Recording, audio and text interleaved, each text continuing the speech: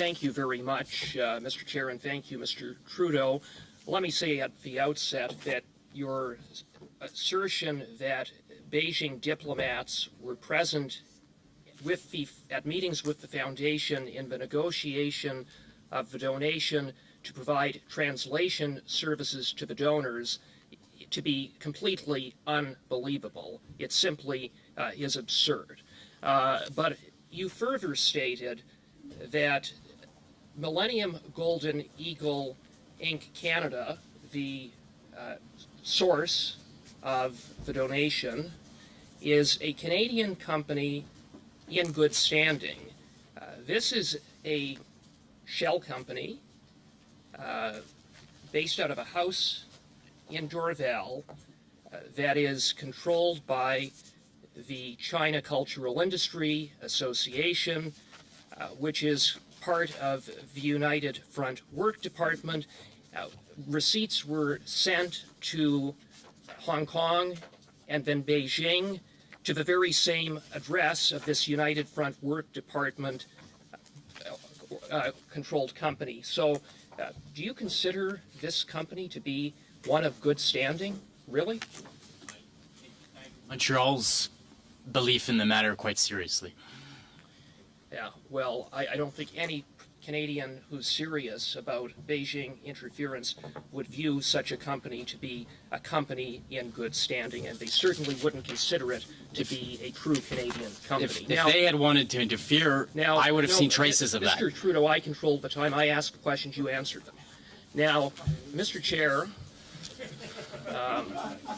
changing gears, on September 10th, 2015, Elise Comtois, the Executive Director of the Trudeau Foundation, sent an email to the Executive Committee hoping to quickly organize a signing ceremony on Monday, September 14th, 2015. In that email, you were specifically mentioned to represent the Foundation's board and the family.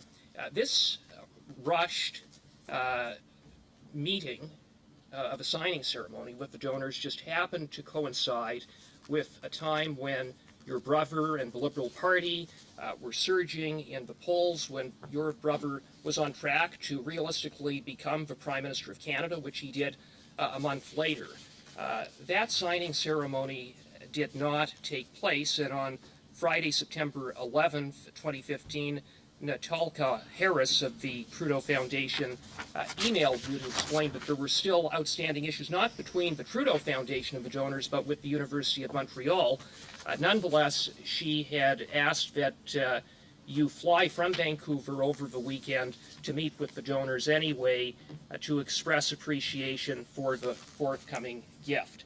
So, did you have that meeting? Did you fly to Montreal? I live in Montreal, so there's an inaccuracy. At this time. No, I don't remember that meeting. Yes, that's right. I remember watching that debate in September where I suddenly realized, oh my God, my brother's going to become Prime Minister. It was a moment I will never forget.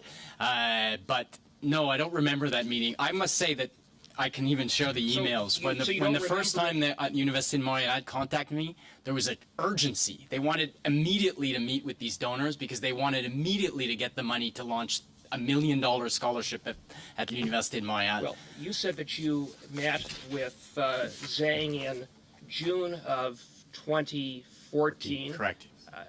How many times did you meet with Zhang after I met him at the signing ceremony the second time. Okay, so you did not meet with him in 2015. In 2015, it didn't work out. And as I say, there was great urgency in 2013 when the first email I got was that there's a great opportunity with serious Chinese, people that want to donate to the universities. Okay. Please meet us at your earliest convenience. On May 19th, 2016, Justin Trudeau held a Cash for Access dinner in Toronto, attended by Zhang Bin. Were you in attendance? No, I was not. I heard about it like many of you in the newspapers, and it was a moment of realizing, you know what, no more academic diplomacy at the Trudeau Foundation. Why would Zhang Bin be at a fundraiser for Justin Trudeau, a Cash for Access event, even though he is not a citizen of Canada, he's a Chinese national who was unable to donate. Why would he be there? I bet you he wanted a photo with the Prime Minister to show to his friends. A photo of a But you'd have to ask him. And- You know what? and- And I have no and- reason to doubt that this man never tried anything that would look like interference. So as far as I'm concerned, he's an honorable man. nothing that would look like foreign interference, and then 2 weeks later, less than 2 weeks later, suddenly $70,000 check to the Trudeau Foundation.